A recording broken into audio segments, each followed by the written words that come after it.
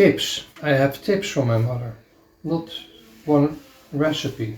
I'm nowhere near where she was. Indonesia was a Dutch colony.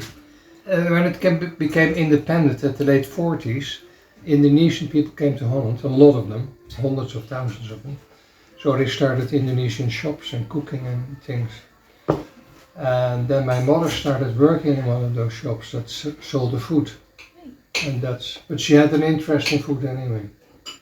That's how we, so Indonesian food is very popular in Holland. Unfortunately now this cooking business is noisy. It's actually not as much about the food as you might think. It is about the food, but it's much more about the environment and the being outside and the growing veggies and all that sort of thing as well. It's like a way of life. And I used to be much more serious about food. I used to chef and you'd have this sauce and I'm not so fussy about food anymore. I prefer simpler recipes and just a really nice atmosphere at the table. So I'd have to say that it wouldn't have been handed down like that, but it would have been picked up along the way. I suppose most of what I picked up from home as well was outdated skills, if you like how to cure a sheepskin and how to butcher the sheep before you make yes. Those kind of things. Making black pudding, it was my job to stir the bucket of blood so it wouldn't coagulate. In the 61 or 62 in school, the teacher would walk across the classroom and at my table he would stop and say, nice dinner last night, Visser.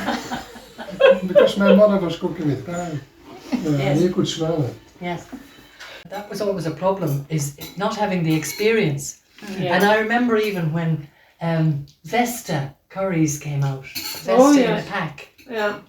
And at least you were able to get a flavour of what a curry should maybe taste like, something.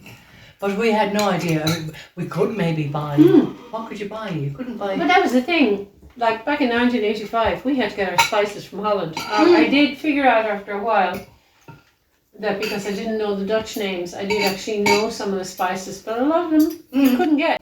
The year I finished Leaving Cert, 1969, I went to Cornwall for a summer job in a hotel. And that was the first time I saw an actual cucumber. What? Yep. Wow. I don't think there was my Leaving Cert revelation was roasted cashews and real ice cream on the Isle of Man.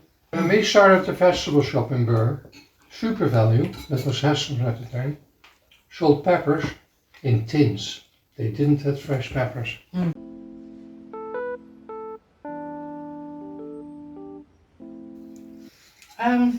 It was a lonely time, I suppose, in many ways. Because we didn't meet up when COVID started and we were all in lockdown. No. And we did nothing. If you were over a certain age, you had your social bubble. That's what it was. In some ways it makes you lonelier, the Zoom, because you hear the laugh, you see the expression and everything, but you can't smell them, you can't touch them. It's the things that you do with real family and close people, you just, the real essence of it is gone. Yeah.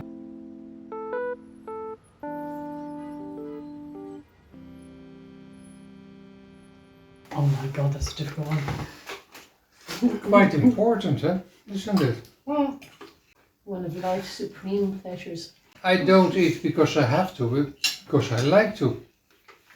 I think it actually allows you the kind of creativity that you mightn't even consider working on. You know, when you're looking at, I need to make a piece of work, a piece of art, a piece of something.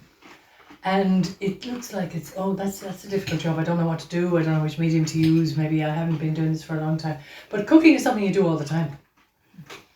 And then you can actually... Good, bad or indifferent, you produce a meal every day, probably. Whether it's only eating a tin of beans on toast. Yeah. Do you, how do you add to that and make it something special? So it does actually allow you to have a touch of artistry in everyday life. But yeah, because it is something you do every day. How do you make this interesting? How do you just improve your own life? But do you cook every day? Usually.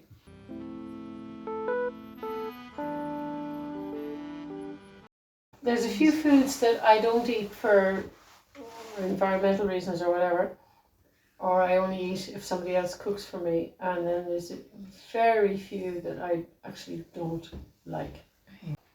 I remember being sent in under the stairs once, because the stairs was under the stairs was the cubbyhole, and it wasn't used for. They didn't used to have modern homes where you put that coats hanging in it or say anything. It was a pit, and I was sent in there with the fish to scale it, because my mother wouldn't do dirty work like that.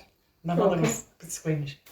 So, and my father was busy, and that wasn't too far away actually from the men's toilets in the pub. Oh God. So yeah. And it could be blamed on the men folk. Yeah.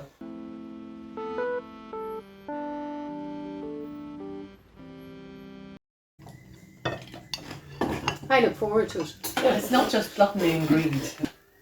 And I'm the latecomer to the group, and I think they felt sorry for me during lockdown and included me, so it wouldn't be too lonely, so that's nice.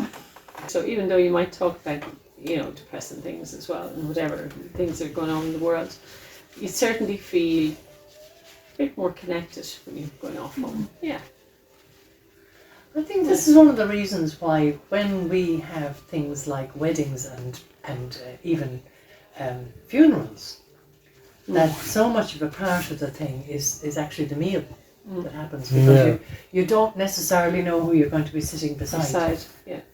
You could be meeting up with people you don't know terribly well or have never met before, and you have that in itself provides a common cause. And I think doing it in somebody's house as well is so much more conducive.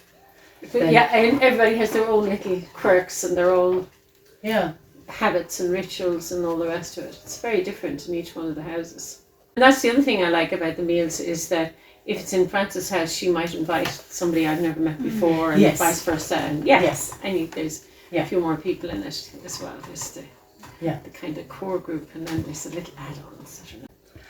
But when you do go out to the dinner outdoors, then to the hotel, you're losing that touch of intimacy that you're talking about here. There's not that openness to the same degree at all.